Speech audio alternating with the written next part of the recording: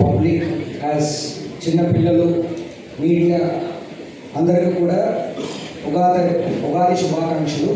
మళ్ళీ ఉగాది అంటే బేసిక్గా నేను ఫ్రమ్ తమిళనాడు, బట్ ఇక్కడ అంత ఉగాది సెలబ్రేషన్స్ అవి ఇక్కడ వచ్చిన తర్వాత చూడడం జరిగింది.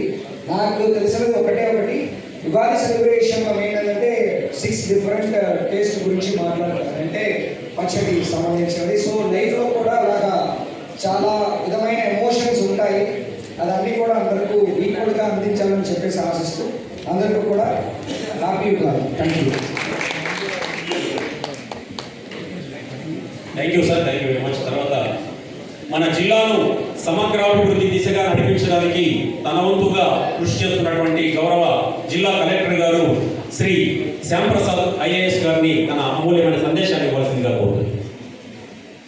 ఇక్కడ విచ్చేసినటువంటి అందరికీ కూడా పరాభవ నామ ఉగాది శుభాకాంక్షలు.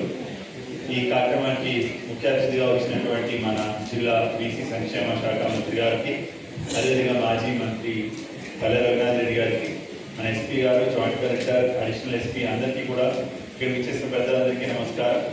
విద్యార్థులందరికీ ఆశీస్సులు. సో మనకి ఉగాది అనగానే ఒక ప్రత్యేకత ఉంటుంది. మిగతా పండుగలకి ఉగాదికి, మిగతా పండుగలన్నింటిలో కూడా ఒక దేవుడిని ఆరాధిస్తుంటాం, కానీ ప్రకృతికి సంబంధించినటువంటి ఒక పండుగ. ఈవెన్ వాతావరణంలో కూడా చూసినట్లయితే కొత్త చిగురుతోటి మొత్తం పర్యావరణం కూడా నిండిపోతుంటుంది. అంటే మనకి జీవితంలో ఎన్ని కష్టాలు వచ్చినా, లేదంటే ఎన్ని ఒడిదుడుకులు వచ్చినా కూడా ఒక కొత్త చిగురు అనేది ఏంటంటే మనకి రాబోయే రోజులు మంచిగా ఉంటాయి, లేదంటే మన ఆశలు ఎప్పుడు సజీవంగా ఉంచుకోవాలనే దానికి ఒక ప్రకృతి మనకి ఇస్తున్నటువంటి ఒక నమ్మకం. సో మంచి ప్రకృతి పులకింతతోటి మనకి పర్యావరణంతో నిండిపోయి ఉంటుంది. సో మన జిల్లా కూడా ఈ సంవత్సరంలో మంచి వర్షాలు, మంచి పంటలు పండి అందరికీ బాగుండాలని చెప్పి ఇతర పంచాంగ శ్రవణం కూడా పండితులు చెప్పారు. సో అదేవిధంగా మనం నీటి సంరక్షణకి ఈ జిల్లాలో ఈ సంవత్సరం మనపల్లె మన నీరు అని చెప్పి నీటిని పొదుపుగా వాడడం, నీటిని ఎక్కువగా సంరక్షించుకోవడానికి ప్రధానమైనటువంటి ఉద్దేశంతో ముందుకు వెళ్తున్నాం.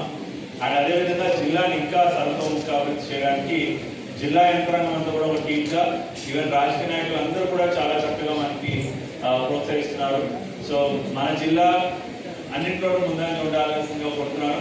ఆయన ఇందాక కౌలు చాలా బాగా కవి సమ్మేళనం నేను అనుకున్న దానికన్నా చాలా విశేషంగా వచ్చింది. కౌలు చాలా బాగా కవి సమ్మేళనంలో పాల్గొన్నారు. విద్యార్థులు కూడా చాలా చక్కగా శాస్త్రీయ నృత్యం పెట్టారు. సో ఇలాంటి మంచి సాంస్కృతిక కార్యక్రమాలు కూడా మన సంస్కృతిని ఎప్పుడు కూడా మనకి ఉనికిని ఎప్పుడు చాటుకుంటాయి. సో అందుకే వాళ్ళందరూ కూడా సంప్రదాయ దుస్తుల్లో కూడా రావడం జరిగింది. సో ఈ కార్యక్రమానికి ఇంత బాగా ఆర్గనైజ్ చేసినందుకు టూరిజం డిపార్ట్మెంట్ వారికి, ఎండోమెంట్ డిపార్ట్మెంట్ వారికి ధన్యవాదాలు తెలియజేస్తూ నమస్కారం. ధన్యవాదాలు సార్.